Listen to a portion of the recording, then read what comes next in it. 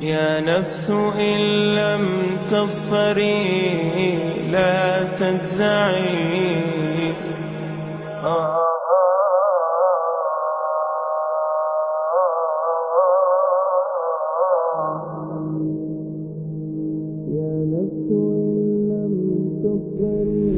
کسی کفر کرد به طاغوت، انکار کرد.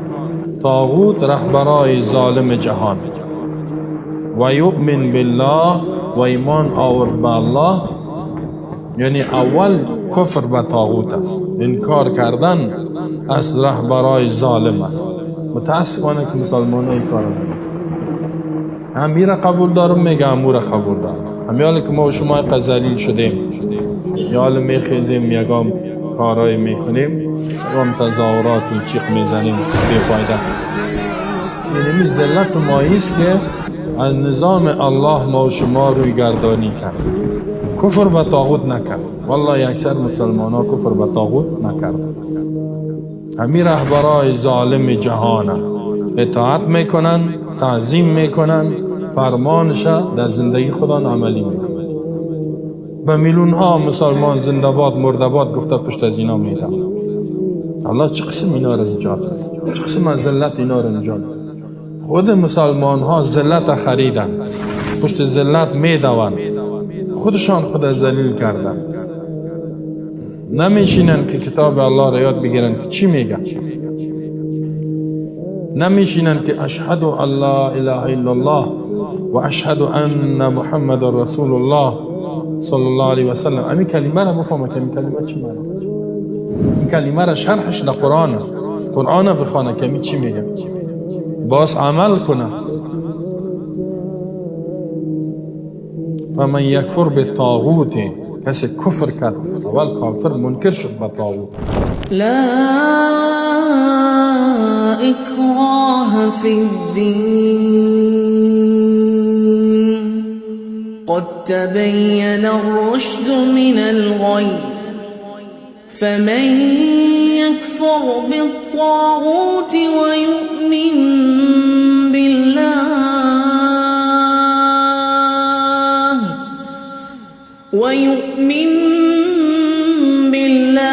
فقد استمسك بالعروة الوثقى لا انفصام لها والله سميع عليم. الله ولي الذين آمنوا يخرجهم من الظلمات إلى النور والذين كفروا أولياؤهم الطاغوت يخرجونهم من النور إلى الظلمات أولئك أصحاب النار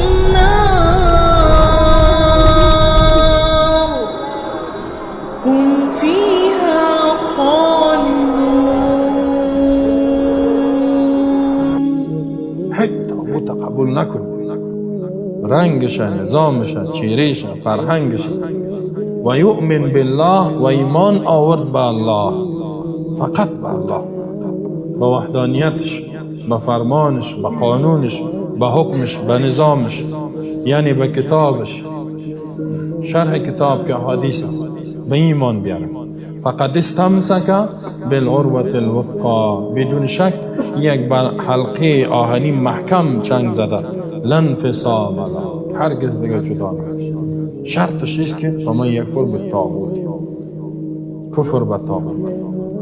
هر رهبر باطل فرار کو از پیشش، نفرت تا اظهار کن، نفرت، نه ای که زنده باد مرده باد بودیم.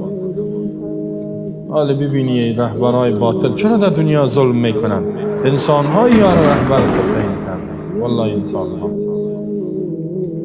حتی مسلمان ها، اگه اینا پشت از اینا ندوان، اینا چطور ظلم کرده میتونن؟ تنها میتونن ظلم کنن؟ همین انسان های جاهل نادان، نافهم، ظالم که بر بالای نفس خود ظلم کرده پشت میرش برای ظالم میدود. خودشان خود تباه کرده، ملت خدا را تباه کرده. پس چه قسم الله متعال ای تو کسا را نصرت کنه و مدد کنه و کمک کنه. خالق جهان ماندن که قدرت و حاکمیتش مطلق است، نعمتش هر آن الله برد میده. ای را ماند، الله را نشناختن، الله را تعظیم نکردن. ما قدر الله حق قدره، تعظیم نکردن الله را به حق تعظیم کردن، نشناختن الله را به حق شناختن. والارض جمیعا قبضته والسماوات مطویات بیمینه. الله میگه این مخلوق مرا نشناخت، تمام زمین در یک قبضه الله است، آسمان ها همهش در دست راست الله میذاره.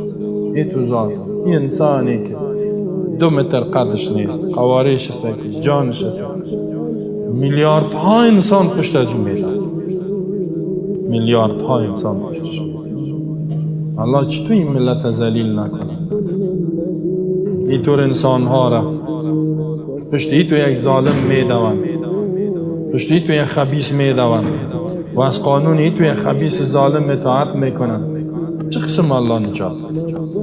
والله که الله غضبناک میشه. خود مردم مصیبت سر خود آورد. راهی که الله برش تعیین کرده او را ماند. خوب میفهمه که این میرا باطل است، میروه، ولی او کسای دیگه هم که میفهمه که راه از اینا باطل است پشتش میدوند. این حال دیگه الله اینا را چطور؟ الله متعال اینا را ذلیل نکنه.